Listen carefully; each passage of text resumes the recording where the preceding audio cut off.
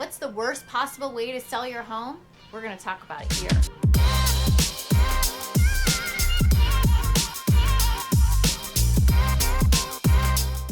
If you haven't been to my channel, we talk about everything there is to know about eating, sleeping, living, and playing here in the Denver metro area. Hit that subscribe button.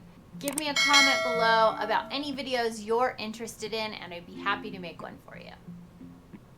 So I want to talk a little bit today about the worst possible way to go about selling your home here in the Denver metro area. Now, I just recently had some clients that were going to use an iBuyer. They were in a sticky situation. They already had signed a contract for a new build, and they didn't have it contingent on another offer, and they didn't have an agent representing them when they were buying the new home. So they kind of overlooked that. It left them in a tight spot. And they had already gone through and signed a contract with an iBuyer. And just a quick backup, if you don't know what an iBuyer is, they're a company that will come in. There's various different ones that you might recognize by name. They'll come in and they'll buy your house for cash, and they tell you that they'll just pay a small fee that is less than commission for realtors. Now, I know I am a realtor, but I really do care about the consumer, and I don't think this is good for the consumer, either the buyer or the seller, and I'm going to go over 3 reasons why it is not good for both buyers and sellers. But anyway, back to my story. My clients would have left about $40,000 on the table had they sold with this iBuyer. So they happened to see another house down the street that I had listed and sold, or at least it was under contract, and they saw what it was sold for and how quickly it sold, and they realized, like, oh wait, maybe we should talk to somebody else. So they talked to a discount brokerage before they talked to me. They weren't willing to sell their house for actual value. And then the iBuyer came in and they signed a contract with the iBuyer. Now, when you sign a contract with an iBuyer, most of them you can get out of it if you list the house on the open market in the MLS with an agent. So what happened was, went through, talked to them, and we did some numbers and found out that what I said, or what the market said really it could sell their home for, and what the iBuyer was buying it for, would leave them with $40,000 that they were just giving away. So let's talk about the 3 reasons on why not to sell to an iBuyer, both from a buyer standpoint and a seller standpoint, because it's not good for either one, and actually it's really not good for the consumer in a lot of ways, in my opinion. Item number 1 is obvious, which I've already talked about, which is cost. And obviously nobody wants to give away their hard-earned money. I mean, your home is what you put your money into. It's what builds equity. And when you sell it to an iBuyer, you might just be giving that equity away and that buildup. And in this instance, actually in a couple instances, I had both parties buying new homes, and they would have left a lot of money on the table that they could have put in their pockets to put towards a new home when they went to purchase. So the number 2 reason not to sell to an iBuyer is that it hurts the overall middle class. So when you sell to an iBuyer, what you're doing is you're selling it at a discount, and then they are sometimes not even doing much to the home. Not even like a fix and flip. Sometimes they're just cleaning it up and turning around and selling it for a lot more. So, and sometimes they keep them or sell them to investors. It just depends on what iBuyer you're using.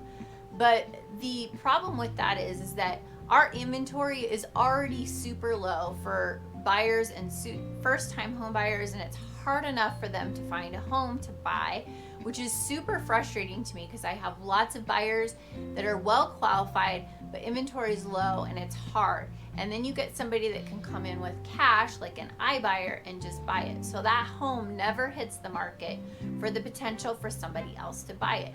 So if you think back to when you first bought your home, things weren't like that.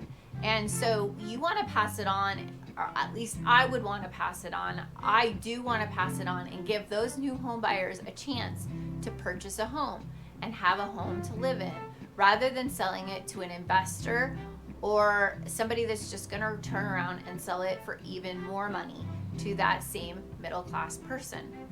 So by draining the inventory, it's actually pushing housing prices up, which also makes it harder for those first-time buyers and makes it harder for just people buying homes in general.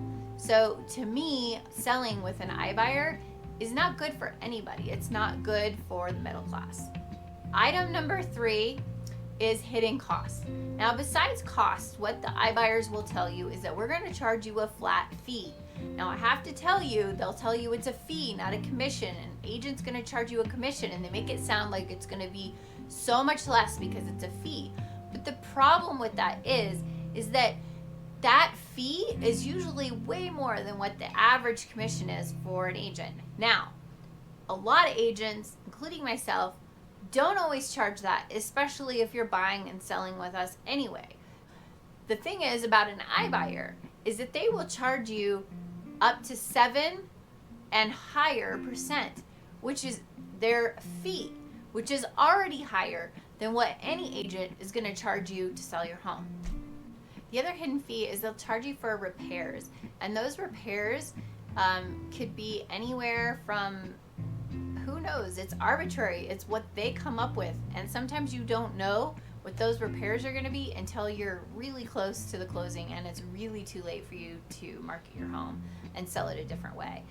For instance, an example with one of my clients was that they were going to be charged almost $6,500 for repairs, and when they sold their house, they paid $525 of repairs that came out through inspection, so it really wasn't much.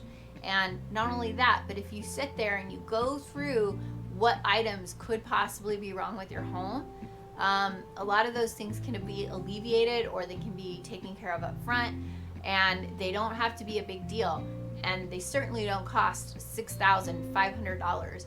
And I'm just really passionate about not having clients or consumers get ripped off in any shape or form. I know I wouldn't want to, and if I was selling my house, I certainly would not want to pay those extra fees. So yes, you have the convenience of not showing your home, not staging your home, not getting it ready. But here's the thing. My clients didn't want to deal with all of that. And we still I said, let's just put it into gear. Let's just stage the house. Let's do an open house over the weekend and see if we can get it sold. Worst case scenario, we can't get it sold. I'll buy the house from you, and I'll buy it from you for what the cost of the iBuyer will, and you won't be out anything. And so they took that gamble. We put it on the market. We staged it together as a team really quickly. I got pictures out. We took it and we got it out there. And guess what? We had an offer within 5 days. And it was way more than what the iBuyer was gonna pay them for the home. Yes, there was a little bit of inconvenience. They left for the weekend, but we got a lot of the showings done over the weekend, and they were still able to get an offer on the house.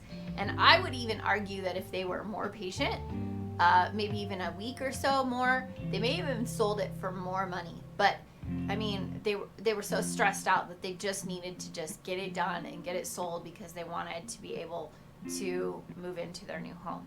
Now, everything does have to line up correctly, but I really think that if you have a good agent, you can get those things lined up. At least they tried to sell their home, and they knew what happened, and they put $40,000 in their pocket towards their new home had they not done that. Now, this is the third client I have worked with that this has happened to.